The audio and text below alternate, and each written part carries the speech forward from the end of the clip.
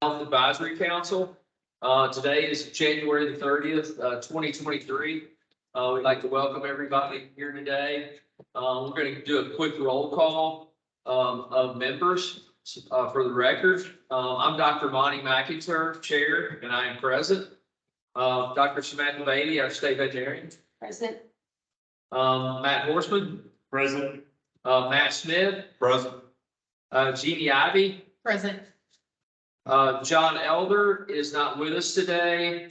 Dr. Steve Adair, he reported that he was having shoulder surgery. He could not be with us today. Kelly Burchett, we did not speak with. And we have Miss Melanie Taylor from the West by cell phone. Thank you, Melanie. You want to say hello to everybody? Thank you for being here, Melanie.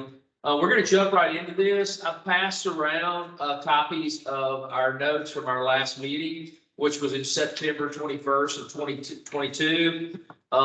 There's notes here that you can fall back on in our discussions.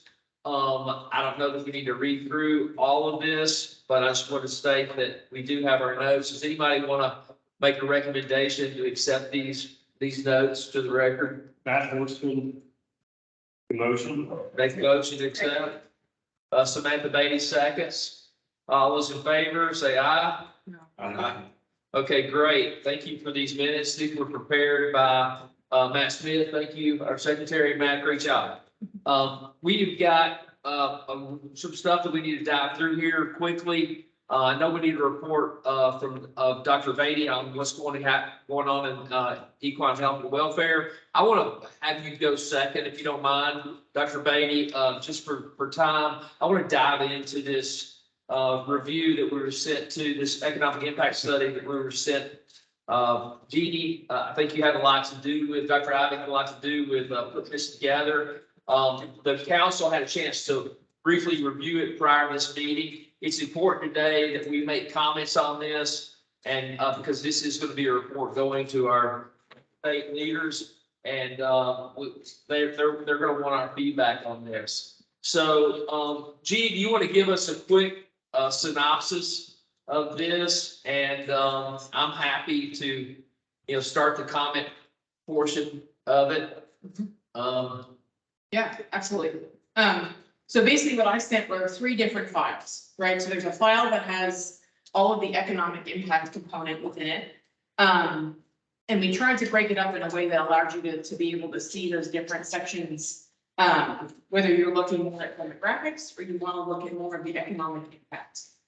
And so if you remember back from when we met several times, that we talked through, trying to understand what our industry looked like in general, right? So how many horses were there? Where are the horses? Where are their owners? What are their incomes, et cetera? And then also, where are the other sectors in regard to veterinarians, farriers, people that show, et cetera?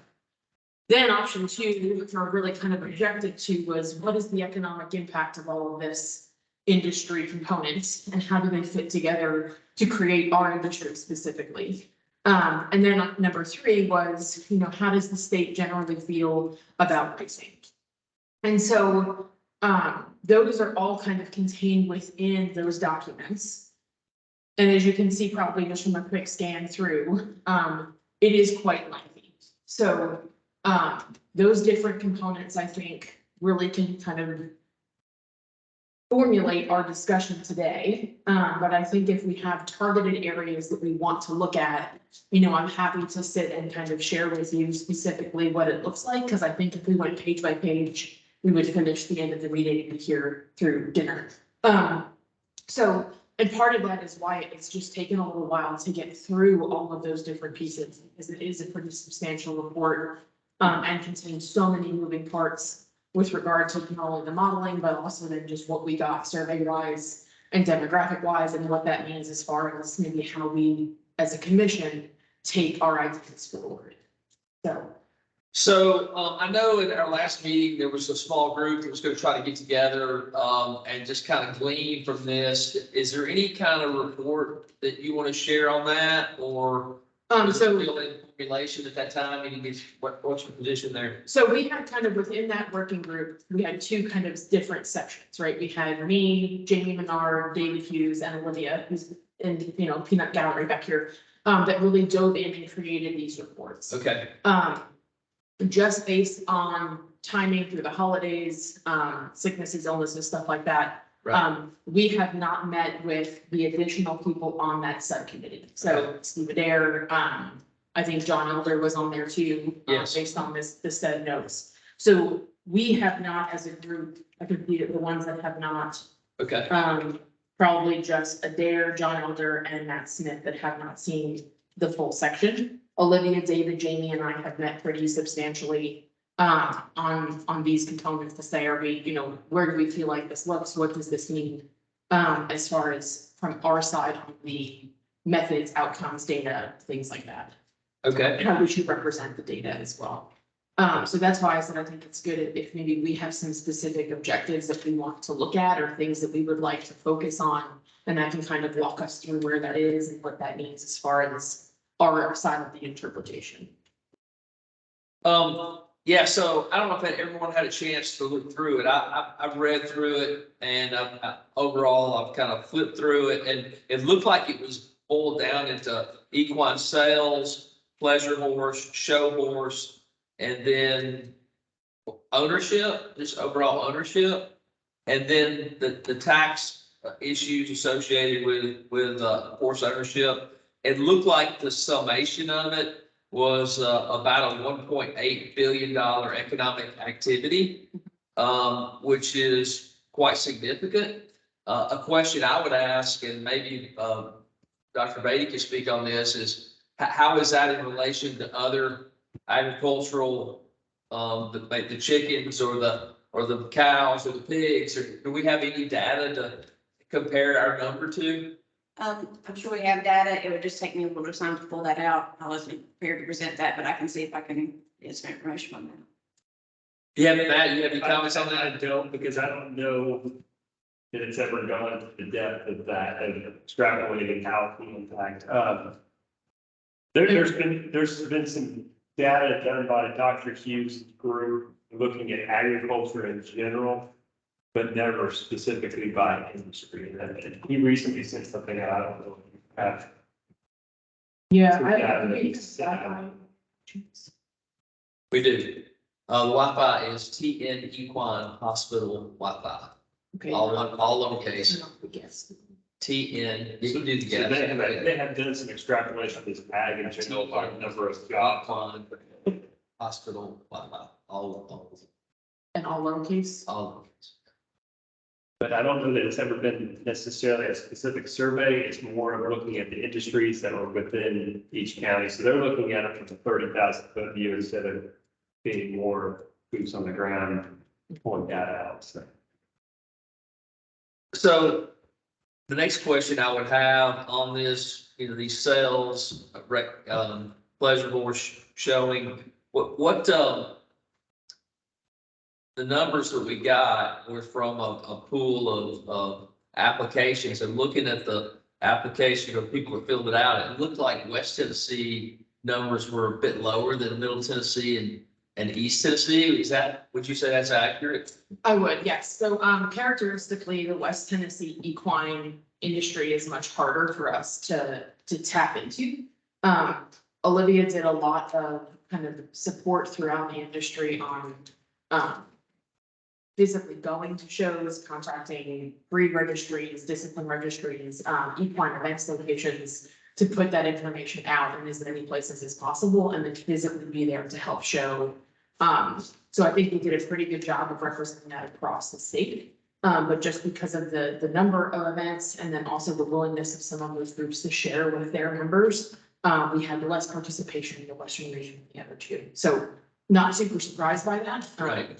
And then, you know, obviously the number of participants that we had, which was a little over 2,000, is actually a pretty remarkable response rate, given that a lot of the national equine surveys only usually bring in between 8,000 and 10,000. So the fact that we had 2,000 from Tennessee alone is substantial. That's great. I also noticed that I'm kind of bouncing around, but I want to get these points out. That the number of people employed in the equine industry from the 2010 study was around 20,000, and we're looking at closer to 33,000 now. So, probably a, 50% growth in that number. But it looked like the overall 1.8 billion was just kind of flat from where it was from 2010. How would you, in your mind, when you look at that, why would you have the workforce jump by 13,000, but the overall flow of cash or the economic impact didn't grow? Still similar. Yeah, it didn't grow at the same level. Would that be? So the best way that I can probably justify that, at least in the discussions we had, would be that our overall equine population is decreased, which we've seen across the country and then also within the state. So not that the industry is dying, but it looks different than we did in 2004, where we've lost a substantial number of head compared to that time. David and Jamie are the ones that really work in the implant model. So that's something that I can definitely take back to them and ask, what they put in and how they've adjusted those, within that amount of time. But we also very much utilize in this model the responses that people put in with regard to their daily ownership, annual ownership, and then the number of horses that are then, expounded upon to get our population estimates. So some of that, for example, as we were looking through, it calculated down to say that people were paying, $1,000 in insurance, for example. So we went through each of those and said, okay, do we think that's reasonable? Is there any evidence to support that is a valid number versus not? So at least I know that the ownership components, as you look through, what they put in, into those components, at least is true from the data that we collected. So that could be a reflection of, people having a questionable idea of what they actually spend, or maybe they did not input a true value, or the value to the best of their knowledge isn't exactly reflective of the situation overall. But this is what I'm asking to get back to you on. Well, it just seemed that we had a growth in jobs, but, just standard business thinking is, okay, you hire more people, you're gonna be more productive. And it seems like we were, from these numbers, we're flat, but yet we hired more people. So that was a question. Yeah. I mean, my overall sense of just looking at the numbers and from what I know about the industry, and this is just a personal comment, is that, showing is understated. In my opinion, I thought pleasure riding was well stated. And I thought equine sales was also understated. But it's just based on the information that we got. And so I think this number is probably larger than we're reporting, in my opinion, just by looking at those two segments. Sales, from what I know about sales and from what I know about the showing industry, and plus with West Tennessee not reporting as well. There's a lot of horses in West Tennessee, and there's a lot of showing in that area, and a lot of horses from out of state. So I wonder if the out of state data is it may be understated a bit. However, this is not to attack the survey at all. It's just, from my opinion, Yeah. based on looking through it. And it really is, from a survey methods perspective, it's really difficult to get the out-of-state individuals represented fully. And so we know that is not as fleshed out as potentially it could have been. But as far as at least our in-state numbers, we're pretty confident in what is in there being accurate of how people came and took the survey based on our numbers, and also just the general overall response rate that we have. Do we know if there is any of our major businesses that even respond, let's say from locally from this area, Brown Farms to Williamson County area is a major event. But if they didn't respond, how do you get a true picture of that in this area?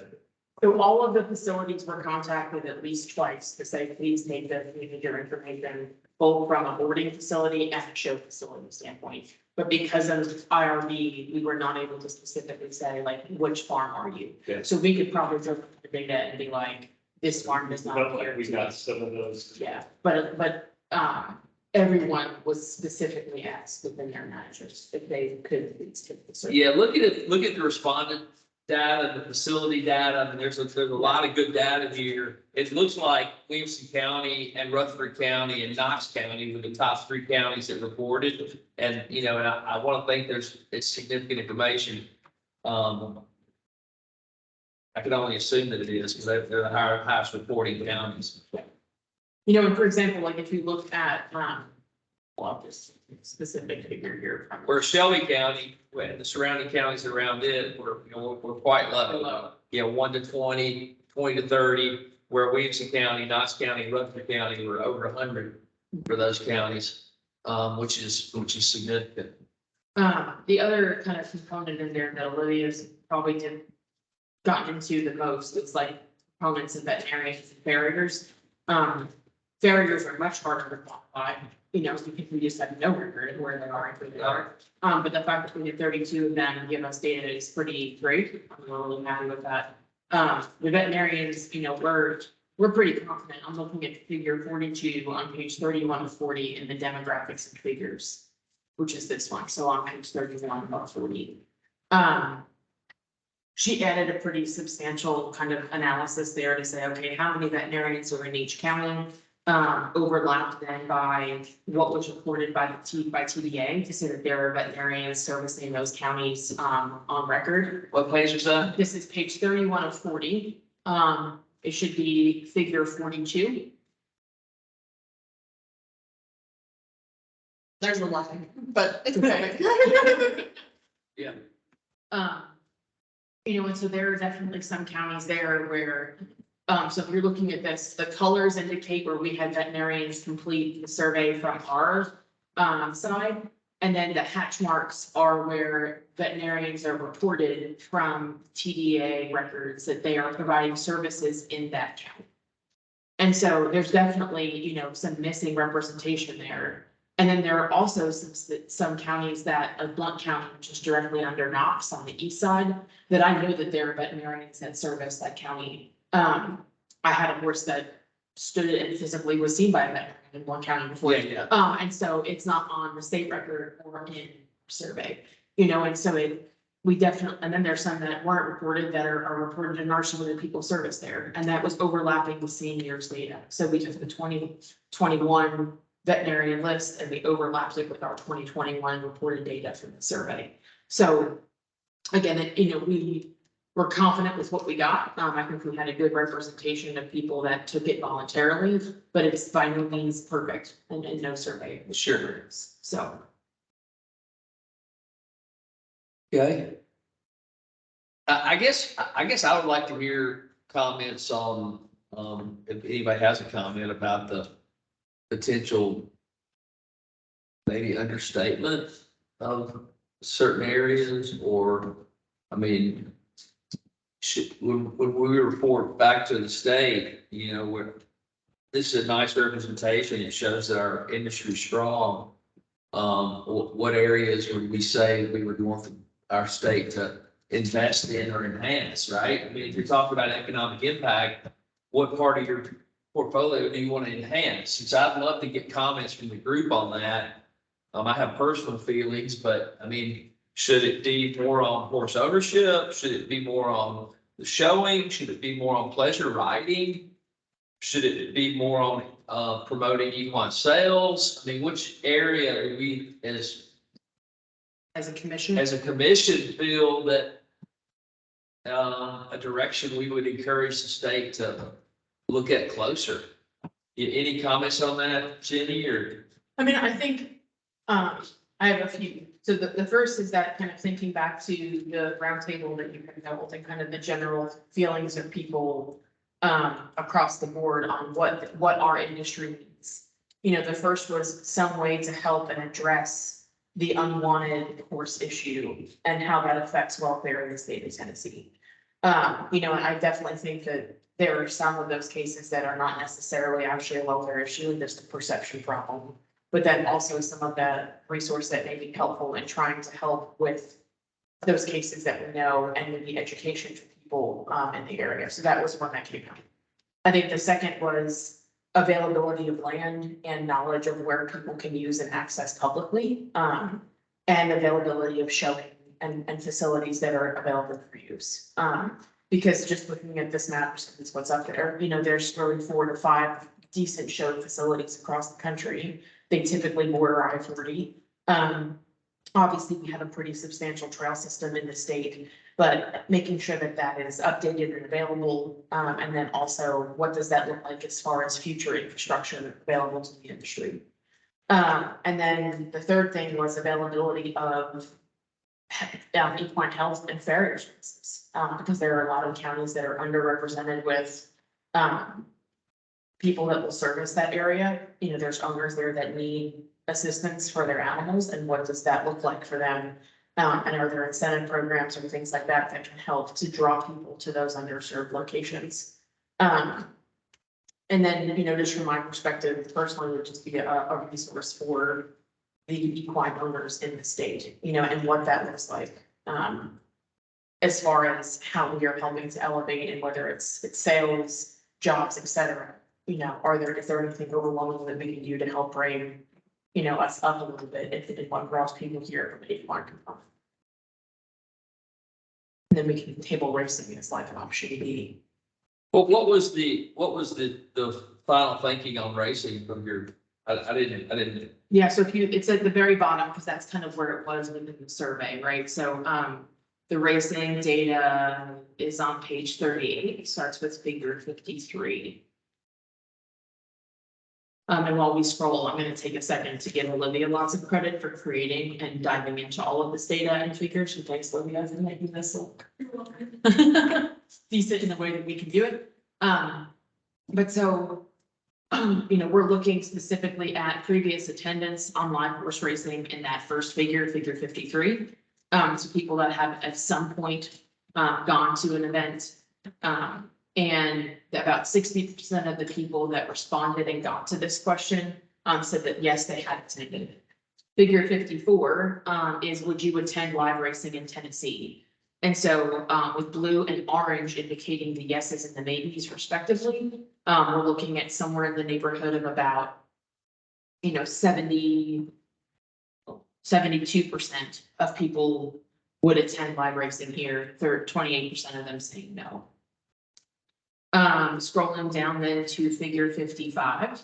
So we asked people, you know, that responded no, right? They would not want to come and watch racing. Why not? What about it bothers you? And unsurprisingly, the welfare concern for the racing industry is what's most reported. Which I think, you know, if I'm not a gambling person, but if I were, that would have been where I would have put my money to. Just because I think there's so much negative association with racing that's more public than a lot of the other components. And then interestingly, you know, just uninterested, you know, came in second, followed by just kind of a variety of different reported areas as well. And so we tried to lump these by color too, based on like concern of the animal, you know, other competition with regard to location expense, just things that they do in their free time, and then kind of an overall disinterest in the sport. Is in blue. Did you ask the people why that said they would go, why they would go? I don't know. If you come back down to figure 56, so this was everyone, which is why there's a question mark here, of why they would actually come and what they think it would add to the racing sector. And so figure 56 here is showing you across the board what people view and how they view the racing industry. I was a little bit surprised that grants, you know, came in either positively or people were unsure. So that's a big portion of gambling that people don't realize. A lot of the money goes into education and granting and whatever it is that you're putting on. And then, you know, positively viewed on the economy, tourism, on equine facilities, industry-related employment, et cetera. So, you know, I think overall, the concept of racing is more positively viewed by what it could bring, based upon the results of this survey. So 72% said they would attend and they gave positive feedback. Yeah, and also, you know, the yellow bars are people that are just not sure. So, we wanted to make sure that respondents had an opportunity to say, I don't know what the impact would be, and not force them to respond positive or negative. So, I think there's a lot of people that just maybe don't know how that could apply and what that could mean for our industry. With maybe as a place of education across the board. Does the commission have any comments about that? Regarding what The 72%, the 38%, the 38% are pretty passionate about why. And welfare looks to be a resounding issue. And on the positive side, tourism, increasing economy, increased equine facilities, industry-related employment. So from a industry feedback standpoint, the 72% think would be a positive thing, and that's why. Do we have any, do we want to comment on that to our governor, or do we, or not, or what do you think, Dr. Beatty? I can only share my personal experience with the numbers of horses that we see and then the disease issues that we have. And I would say there's definitely a need for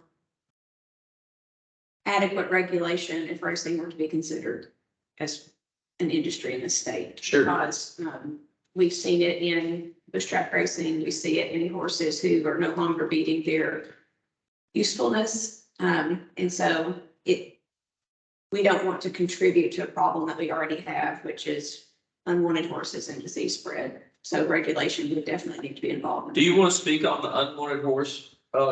Now, is it what it was in 2010? I mean, 2010, it was a big unwanted horse problem. Has it changed at all, or? I don't really have a good grasp on the figures for the unwanted horse, but I can say that, based on our livestock welfare complaints that are coming in, especially this time of year, there are a lot of horses who are not receiving adequate care in the state. I would comment just from the perspective that we see during the daily is there's been a big push, I think over the last even 10 years or so, for people taking in unwanted horses, but I also think getting close to the point of saturation where they can't take on anymore. So you may see that maybe it trended positively over the last 10 years because that became a big push for people to do. But at some point there's a limit. So maybe over the next 10 years, you still have the same amount of unwanted horses, but they don't have a home because the people that can afford to do that are capped. And from what I understand, that is kind of the general data nationally as well, that a lot of these rescues are over capacity. They're pretty much stretched to where we place all of these horses, with whatever you call them, unwanted, neglected, abused, that are currently no longer meeting the needs of their current owners for whatever reason, continue to be of concern from a welfare perspective. So to me, I think, independent of our recommendations, racing wise, that is an issue across the state that needs to be addressed, especially given the fact that, welfare concern is a big component for people that are opposing the racing industry. So I think if there's ever going to be a recommendation pro or against the racing sector, dealing with the welfare and the health and the other concerns that go into that needs to be addressed in some manner. To say that is something that is relevant to the taxpayer because we spend a majority of our time in that particular program. 30%, we have lots of programs, but 30% of it is devoted to livestock welfare and investigating those complaints or trying to get people to get help for their animals. So you're reacting and being proactive, you're constantly having to react to the situation. We need to have some way to educate them, teach people how to do better. What were the numbers in 2010, for the 2010 survey on the population of horses in the state? I mean, I saw the 140,000 number that was extrapolated in this sheet. You know what the 2010 data is? And I know with a lot of policy changes in 2008, it was on a downward move in 2010. But I can say from my share that, horse ownership has increased during COVID, and the equine pet ownership has increased as well. Donkeys, mules, a lot of mini donkeys and families. I mean, there's a lot more of those than I've ever seen before. And people treat these animals as family.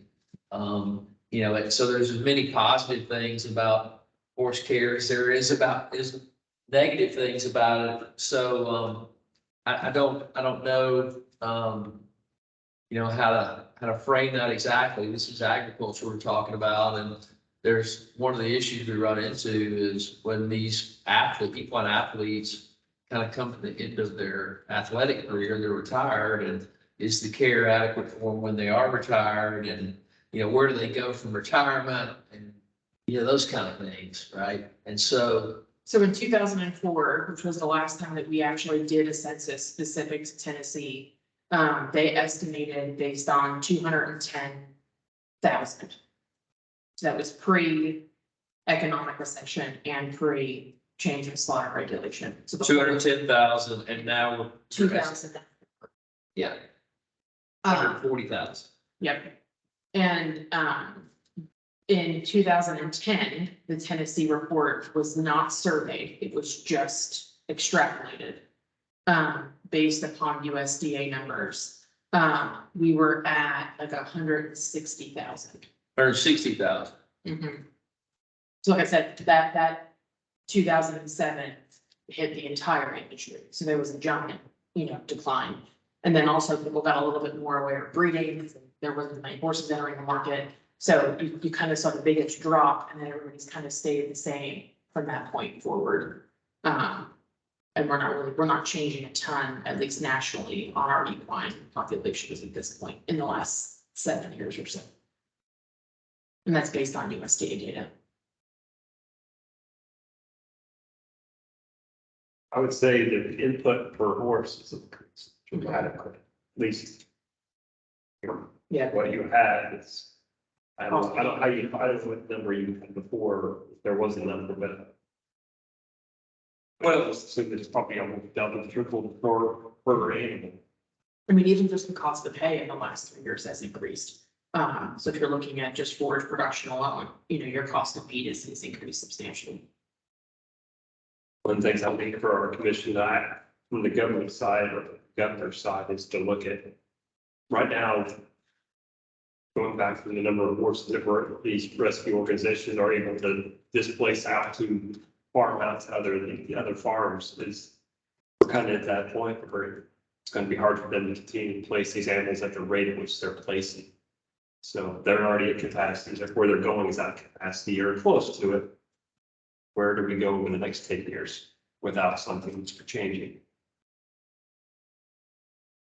Well, so for looking at the numbers there from 04 to 2010, we had a 24% drop in the population, which goes along with the national drop of about 30% in the horse population.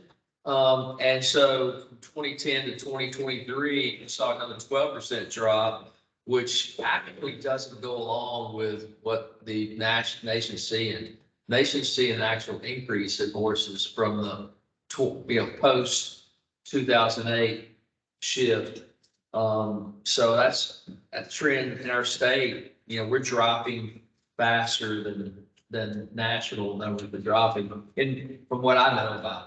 But that's, each state is gathering their own data and reporting their, because if you just use the USDA, it's really hard to grasp, because then each state is left that's up to their own devices to estimate those backyard horses and how accurately each state, they're extrapolating their numbers based on 5% and you're using 20%. How do you really determine some of those things? The question is, as a commission, do we feel like the investing in the growth of the equine industry is a good idea? If hay prices have doubled and our total growth is unchanged in the past 7 years, but yet we're hiring more people, I mean, what do we recommend to our state? I mean, I'm of the opinion that there's a lot of potential growth for our state. I mean, I think on the show side, I think on the trail enhancement side, I think talking about how we love horses and we want to care for them and we expand opportunities for horse owners. I think there's a tremendous opportunity for our state to invest more in this industry, but it kind of looks flat from this data. Well, so just to maybe help that, so the USDA census data from 2012 reported that there was 3,621,348 equids in the country. In 2017, 5 years later, we're down almost 2 million animals, down to 2,847,000. So we are not an anomaly in a growing industry. Where's that data from? This is the USDA ag census between 2012 and 2017. That's significantly lower than what the numbers I've seen. I've seen closer to 7 to 9 million, and you're quoting 3 million, so I don't know what's. And that's, I mean, that's one of the biggest challenges is that, you know, the USDA surveys farms that are looking at least $1,000 or more in equine related income per year. The American Horse Council is looking at, you know, only a couple states and then applying that across the board. And so if you look at just the USDA numbers to the American Horse Council, our equine population here from USDA is in the 86,000 and the American Horse Council represents it at over 200,000. So where is our true number, you know, and so that's where, you know, our estimate 40 is probably fairly accurate, just given that the fact that between those two numbers, it's probably likely somewhere in the middle. Somewhere between 140 and 210. So based on the numbers, what No, was it's your, somewhere between what was 86 and 210. Before- Somewhere between 86 and 210. Yeah, 86 is where the USDA puts us, 210 is where American Horse Council. well, now look at, there's two different things from the commission side or from the state side is you've got serving the people that are here and then economic development for people, for businesses to invest in the state. It's got two different kind of concepts and ideas of looking at. Four things that would be important to me when looking at things would be the total number of horses, the horses per owner, backyard impact, and then the professional business impact. If I had those four trig numbers to be able to utilize, because it tells me from a county and state level is. You want to repeat that? So Yes, so the total number of horses. The horses per owner, because what I want to know is there's 100 horses and they're all owned by one person.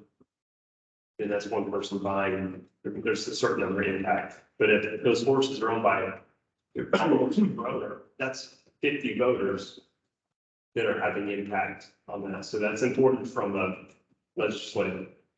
We'll start pushing that out across the state. But the backyard impact, I want to know how many times somebody owning a horse, how many times when they purchase things, get connected to owning that horse. So I think that's even probably even underestimated is how far and wide that number goes. And I don't know if Dr. Hughes has a number for that, what they actually used, what it means to own a horse. What does that mean economically? So the short answer is yes, and I'm gonna have Olivia share some stuff too, because I know that she's calculated some of the numbers that you're asking for. But I know that the average number of horses owned as well will be at 4.6, 4 point. Yeah, that's fine. But she put together just for their owning just some of these figures, and some of that information is in there. As far as the cost of ownership specifically per year, that is in the economic. So it's Tennessee Equine Census _ economic. And their total amount of annual cost to the horse should be like $7,000. I mean, to me, if I was doing that, that would be way under the cost of have a horse. On an annual basis, even if you include upfront infrastructure as not being part of it. But if you then take upfront infrastructure and spread that over the lifespan, of course, plus the annual cost is be much, much higher than that. That's what I'm saying is I felt like you could really, you just took one isolated thing, you could really extrapolate and work on getting that number. It would be much higher. Then looking at the professional side is just, that's the number that probably really needs to be done from the community economic development, from the Chamber of Commerce, so they can see how can they use that to attract businesses.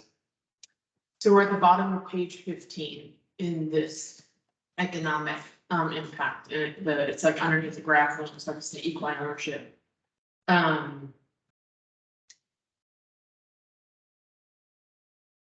But based on this survey data, we estimated the average number of horses owned was 4.48 per person.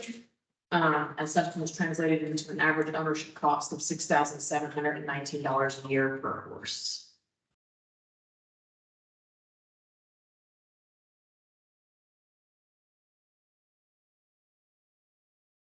Right there, yeah. So it's the second and third sentence in this paragraph.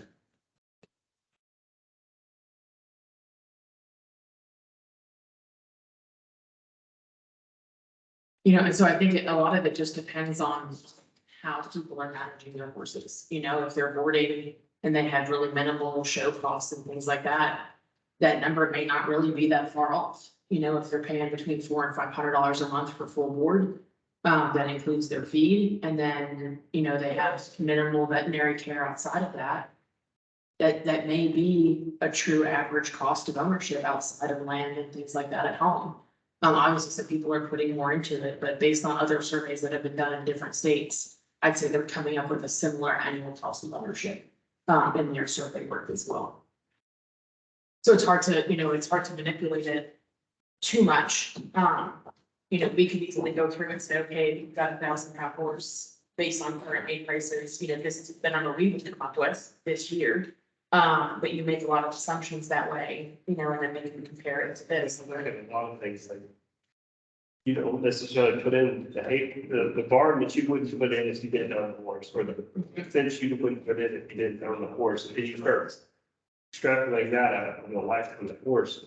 Those are all components, and those to me are the more important components to continue to add, because that's not just business that you can directly tie to a feed store or a vet or anything like that. It's an aggregate business. You start getting in some of these other things that are non-traditional, they start to add up really quick. Well, I've got a question for you. I mean, you're in Williams County, right? So you have a good feel for the agricultural industry in Williams County. And let's just do a comparison between bovine and equine. Would you say that Williams County has increased the number of cows in the past 10 years or decreased the number of cows? The number of cows has decreased. The number of owners of cattle has exponentially increased. Okay, the number of cows in Williams County has decreased. What about the horse? Is the number of horse owners in Williams County increased or decreased? The number of, the horses we tough to extrapolate or figure out because they were all concentrated and now they're all dispersed. And as we know with your business, you don't go to one location anymore. Right. Yeah. I would say the number of owners is probably exponentially increased as well. That's when you get the infrastructure, people moving in, and then those owners now having the. And I would say it's something that I hear a lot every day, being an equine veterinarian who's in the community a lot. The people that are non-horse and cow owners enjoy seeing horses and cows. They like having that as part of their view shed, as part of their life. They're not horse owners, but yet they enjoy seeing the horse or going to the horse competition. There's a lot of folks that are fans of the horse. They don't own horses.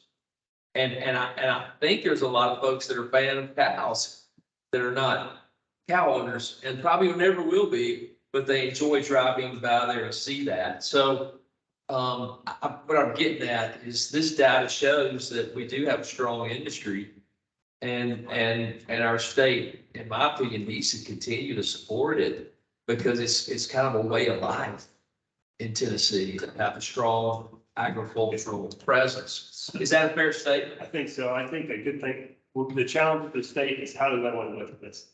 The number of animals in the state, whether it's cattle or anything else, is decreasing. To me, the number of owners is increasing.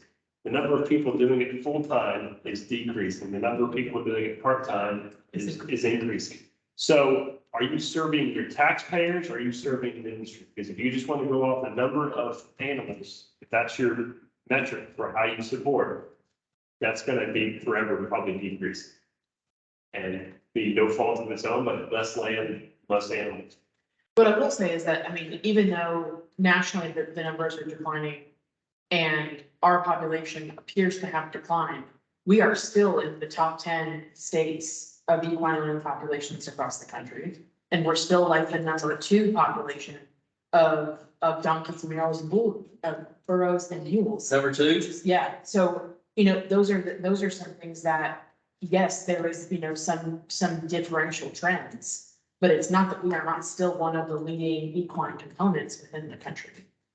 We also are a huge proximity to the Kentucky, to Florida.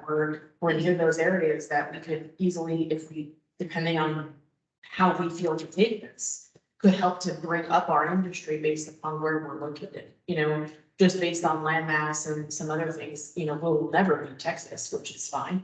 And I'm sure Dr. Brady's office does not want us to be Texas. But, I think that even this, some of this may not look exactly the way we thought, or maybe would have hoped. We still have a huge industry here to serve. Yeah, I'm not sure the dispersed is necessarily bad for industry, especially if you're trying to make an economic impact. And I would think more owners, the amount of redundancy of services you need would probably put more money into it than one. I would think 10 owners with 5 horses would spend more money in the state for everything from gas and trailers and farms and hay. I mean, even if they eat the same amount of hay, than one owner of 50, then, one Harlansdale or 50 owners, I would think is I think a so. greater economic impact. I mean, a lot of the hunting industry is bigger than ever and less numbers. Yeah. I mean, I don't want to go there, but like, I think, I think the dispersion and probably makes it tougher to capture the data. So that's a good question. So when you come, when you're a senator or a representative, which call makes more difference? 50 calls or one call? One call from somebody that's very impactful and 50 calls from people that have small impacts. The other kind of component that I think is important to look at and to think about is that, we are not serving a lot of the areas where the horses are at this point in time. Well, right, with regard to whatever infrastructure is there, veterinary care, farrier care, et cetera. And that was something that came up several times in that roundtable discussion. And so, I think to your point, Matt, about, what is there for the personal and professional equine owner in the state, being able to make some recommendations to support the people that are there. And the fact that these rural areas that have a lot of horse owning people, the land keeps getting bought. So those people that are want to own are getting pushed farther out in rural areas where there isn't enough support. yeah, I'd like to speak to that. I mean, so I think Dr. Adair spoke to this a couple of years ago. There's a certain level of ownership requirement for owning a horse. And one of them is having access to a trailer. Either owning a trailer or having access to one. And so I speak for the veterinary communities, I've done it a long time. The expectation for the horse owner is that, oh, I call my vet and he's gonna show up. And the expectation for the dog owner is I'm gonna let my dog out and take the vet. So I think there needs to be a change in expectation. And one of the responsible ownership requirements is having access to a trailer so that you can get to a facility that is open. And if you look across the state, there are urgent care facilities available for veterinary care. You just gotta load your horse up and go. So to say that we need more veterinarians in areas that, is, I don't know if that's exactly true. Maybe we need to educate more about what responsible horse ownership looks like and being able to care for them. I'm just throwing that out. So that's, Comes back to the education. it all comes back to, are there some resources to serve that equine? Because it is, but there's an expectation with equine. There's subdivisions, you know it, that have 2 acres. You have 2 acres, you can have up to 2 horses. Well, guess what? When one of those horses dies in the backyard or something, that you have to make 2 or 3 different calls, somebody to get it to the roadside, somebody different to come pick it up. I mean, there's just what you expect a farm owner to have resource wise is not there in this. So you have all these other people now that have to serve this industry. And in order for the common things that we think about, or maybe the outside person thinks about a farm having, they're not traditional anymore. So there's a whole other sets of industries and things that are it's not there or somebody else has to provide and we just don't think it out and think of the farm. But that's what, I think that's what a lot of these new farms are. So for time, on this piece, we could glean this forever. For our report, does anyone want to make a motion about this report? I don't know that I still have a great idea as to what we want to take forward to the governor at this point to make a motion on it from this commission. Will the governor get this report in a packet if we send it to him, or is he gonna get it next summer, or will he ever get to see it, or what? I mean, if we submit it as part of our report, then he will see it. That's what I'd like to do. But I think we need to have everything we need to say in one page. Yeah, like I don't know that these three documents are what we should expect him to extrapolate from. You know, if by all means, we should send them the support, but I think it's our job to pull out and say, this is the data that we think is important for you to look at, and we have identified these 5 objectives that we should probably try to move forward with as a state based on our, assessment. And I don't know if it's appropriate to say, this is where we are with relationship to some specific key facts, and we will develop a report for you in the next 3 months with our objectives, as at least to say that we're working on it. If we don't feel like we could make those recommendations specifically right now, but I don't know that we should just hand in these 3 documents and say, like, here.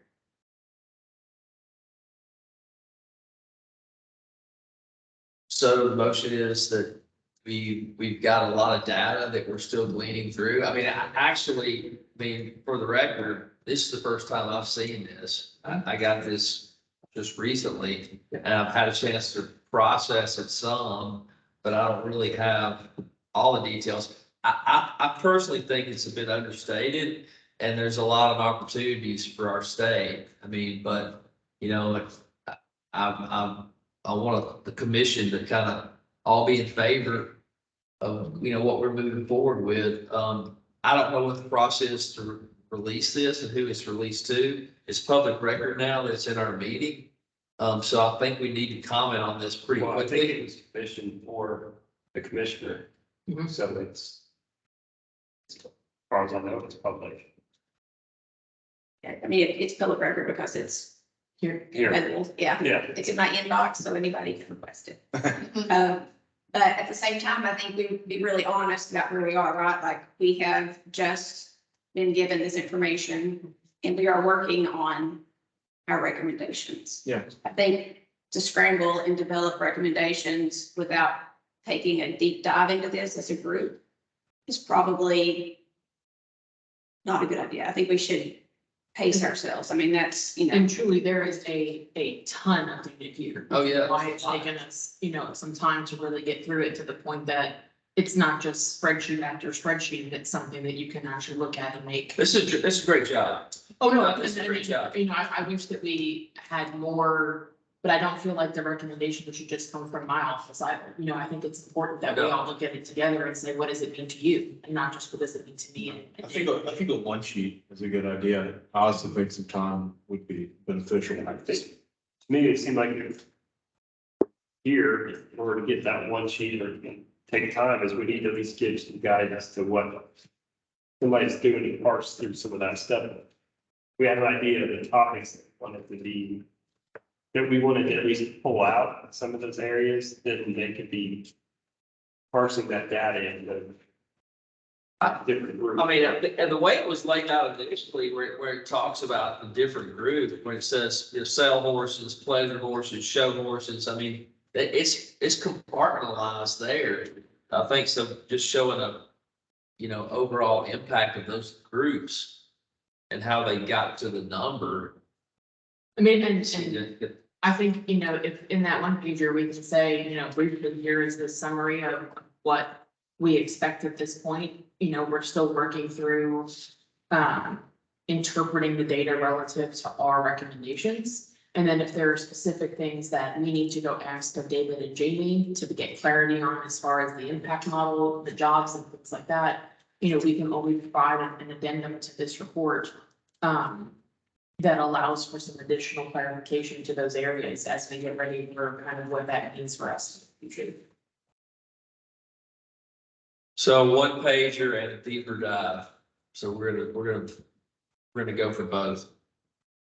I think it's in our charter that we're for the promotion of the horse industry, whether that be see if we can double the number of horses or make sure every horse we have is treated as, you know, as it should. I mean, I think a one page just highlighting what the industry is doing in Tennessee, what it could do, and how many citizens and voters maybe is it affecting? And then hopefully we have some recommendations, whatever that is, to try to. I mean, I think to help the industry, grow the industry, grow the impact of Tennessee on Tennessee is, I mean, is sort of our charter. In what little small way we can nudge that. So, if we need a motion, I would make a motion that we do a one-page summary of the survey outputs. General ideas as far as what we would like to see for supporting data and recommendation development in the coming weeks.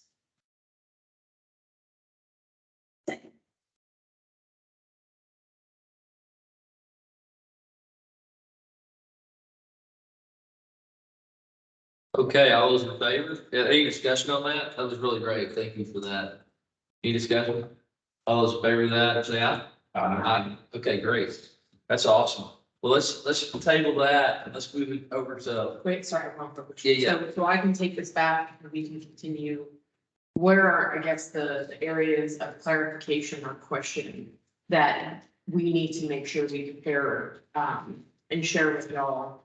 I know one of them was about I've got a list of stuff here and that I'll type up and send to the group and you'll have it. I've been taking notes as we go with questions. Okay. And, I'd like to get digging too. Yeah, yeah, so we'll get questions to you. sure. And if you want to work on building the one pager, that'd be great. We're gonna need to have kind of something to report, next week in the next 7 days. Do you buy the first? Cool. How about the first? Speak on Wednesday. Next Wednesday? This This Wednesday. way. I like it. I don't. So the other thing I can say is, Yeah, you do a great job of parsing those to other equine related people, is it's not necessarily just going to equine owners.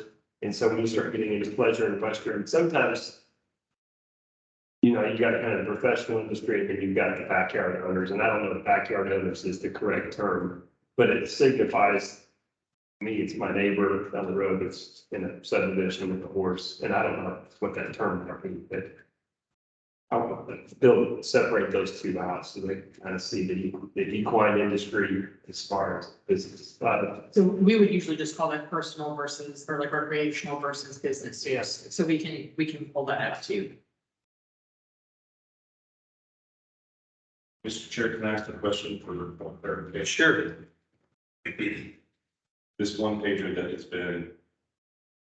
is on the table, I don't know if it's a vote or not, but the one pager that you're talking about, are you authorizing Dr. Ivy to write this one pager as sort of the summary of what the study is, what the points of interest you expect may be, and what your plans are for the next year? And that's the report to be submitted to the governor's office and the other agencies? What would you recommend? I would recommend that if the committee is wanting to authorize someone to write the report with an understanding of what's in it, that you set them up in a way that they can actually do that without you all having to come back and meet, unless that's what you're wanting to do. Does that make sense? Not Wednesday, yeah. So I mean, So if you have a basic understanding of what is coming in this one pager that Dr. Ivy is willing to type up, and you're wanting to authorize her to put those salient points in, and that be the report, then I think that is part of the motion that you want to vote on for the commission. So, If it's not, I want to get something in. I'm not sure that's exactly what we had in mind. I mean, I my mean, thought was. and I hate to No. jump that on you completely. I think we were hoping to get a one page that had some summary elements of the data. And then also had some recommendations from around the table.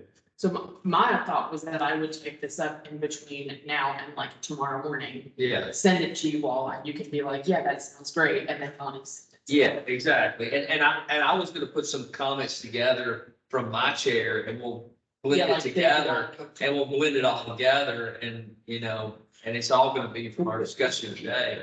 Why don't we add in objectives moving forward, and I'll make a recommendation that we set a goal for a number of meetings per quarter, and that we're actually taking steps to initiate movement around this information now that we have it, because up until now, we've kind of been at a standstill, you know, waiting on this information, but that we dedicate ourselves to making sure that we're doing those meetings and getting all of that. Put that as part of your plan, as your report, like, you know, now that we have this quarterly meeting. Which is true. Yeah. What? Yeah. Sometimes. I mean, I think,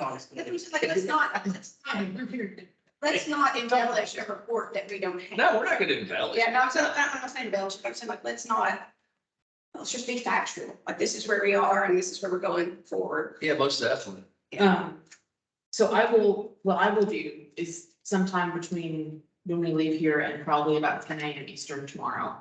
I will type up a summary and some loose recommendations to share with everyone. And we'll include the regular meetings and whatnot, that we're going to edit before February 1st. It's gotta go. and, Is that, and Mr. Chair, I'm not going to upset the apple cart here.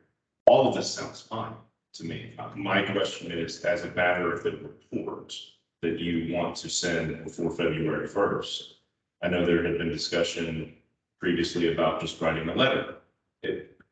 My recommendation would be for whatever you are going to do for that report, whether it's this or something else, that you get that to a vote at this meeting, if you're not meeting between now. So we need to authorize. Like, if you want to authorize the chair to write a letter, which I think has happened. That's historically what we've done. If you want that to be the report and for him to capture some of this in that letter, then great, but I think you want to vote with the commission for whatever the report is going to be for this year.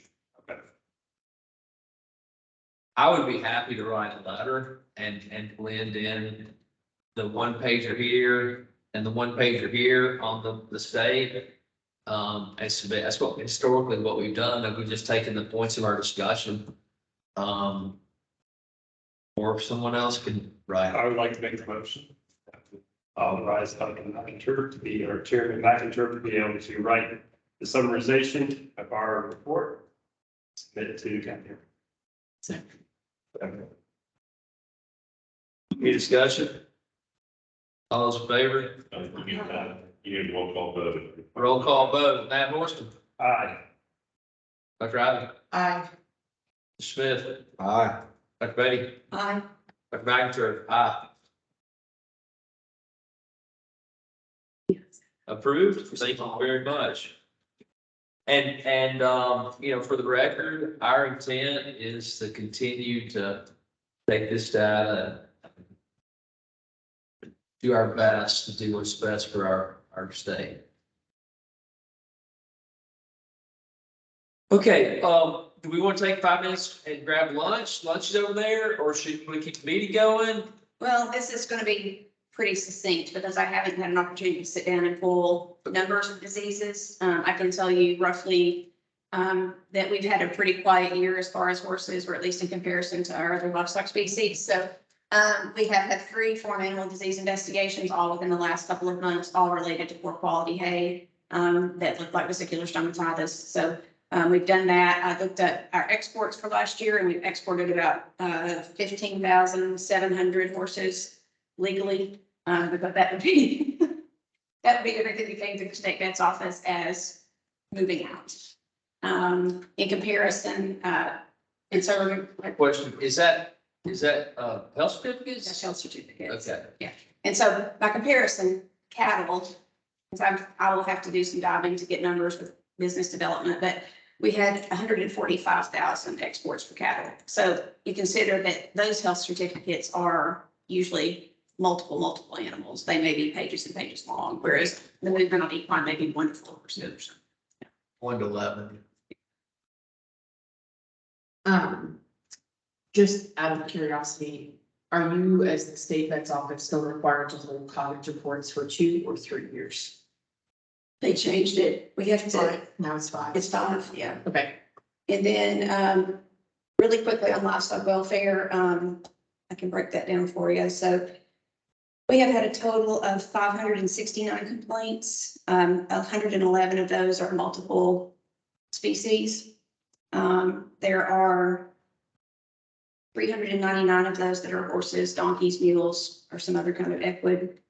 And 34 probable cause determinations, but that's across species. So I don't know how specific those are to horses. I can think of 4 or 5 that are all specific to horses, but I'd say the majority of those.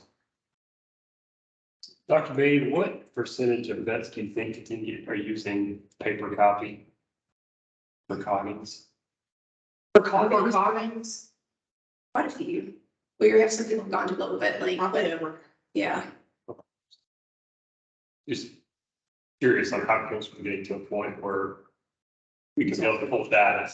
We can pull data like that's relevant because we're saying it's 90% of 80% of the vets, so we can pull up from those sources. Well, every health certificate written regardless of where it, comes to our office. So, we can't pull the numbers from Global Vet Link. The challenge is, as Jenny Okay. saw, was counting. Yeah, but that's On the paper, more, yeah. me personally being able And I don't to know go over that vet thing is. I feel like there's a one now or not to see the guys.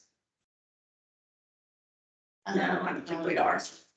So we do have the movement data being uploaded into the digital platform. We don't have CBIs. So will you be able to prepare us a summary document for the state? Yeah, I'll have to pull something together later this evening. But I can get you a brief. And just any comments about the industry as a whole from the past year? No, I mean, I think our people in industry are less of a problem. They're not a problem at all, but I think, people who are familiar with the industry, involved in industry, they take great pains to be good owners and manage their animals properly. I don't think that necessarily the other demographic of horse owners is bad. It's just they don't get educated. And so we see, there is a drain on resources, obviously, with rescues. We run into that when we're trying to find people to take animals if we've determined probable cause or somebody's surrendered one. And so those folks are often left holding animals until they go to court, and that can be fairly expensive. Obviously, they have medical needs and that sort of thing. And so there's just a lot that goes into the welfare aspect of things. But the only other, this is kind of off in a different direction. The only thing that I would mention is that we did seem to have a lot of atomic abortion. That's pretty common across the state. But yeah, back to welfare. I think a lot of people, as you say, get 2 acres in a subdivision and they get a horse and they're like, I don't know what to do with it, right? I mean, how many times did we go out and recommend a dental veterinary exam and a stool sample to examine for parasites? That's pretty standard. Trying to get people to regulate by educating. So I probably got more calls this year than I have since I started at UT for where to find pay, because there was not a lot of data. No, hey, she's showing too. So, I mean, and it's not the quality. no, or so people are also getting to the point that they didn't manage well, so the drought hurt them this year. And then fall, there was nothing available. So, I mean, I think that's a confounding issue on the educational part for the general owner. Not just any old hay word. Yes. Yeah. Any other comments for Dr. Beatty? Well, we look forward to that summary sheet and we'll tie it into our report. And we will continue to build our recommendations. Are there any other thoughts or comments from our group? I'd like to move that we set our next meeting, the next quarter, if we can do that today, or if we can propose some times. Sure, would you like? propose a date. So we look. Maybe even into May, I don't know, that gives people. Maybe sooner, April. You, yeah, the second quarter would be April, My thought would be, April, just because, think so. at least as far as availability of individuals on campus, so. If we met in April and still had some questions regarding ways we want to see the data worked on, we have a little bit of time before summer meetings and things like that that might take people away from campus. So the week of the 10th, the week of the 17th. The first week. Or do we want to just say we plan to meet in April and then we can send out a poll that kind of picks, I don't know what days would be best for you? Sure. Yeah, What week do you think April is as far as relationship to the university? Easter weekend is the first, the 7th, 8th, 9th, 10th. So my thought maybe be the 3rd to the 6th, looks like it's fairly open. Or maybe then the 24th to the 27th. I'm more favorable, the 24th, the 27th. I am as well. I am slated for jury duty starting May 1st, so, Well, do we want to shoot that week between, 24th and 27th. that is, you have availability then? Yes. Okay, so My why don't, son's getting married the weekend of the 1st and 2nd, so I'm gonna be, okay, fine. so why don't we send a poll out 24th through the 27th and see which day is. Okay, that'd be great. And see Yeah, which is thank most you. feasible. We Thank can you. build a location at that time. Thank you for that. Make a motion, adjourn. Yeah, sounds good. Motion to be adjourned. Second. All those in favor? Thank you, guys. Hey, we got lunch here. I hope everybody else grabs something on the way out, sit down and have a listen to this.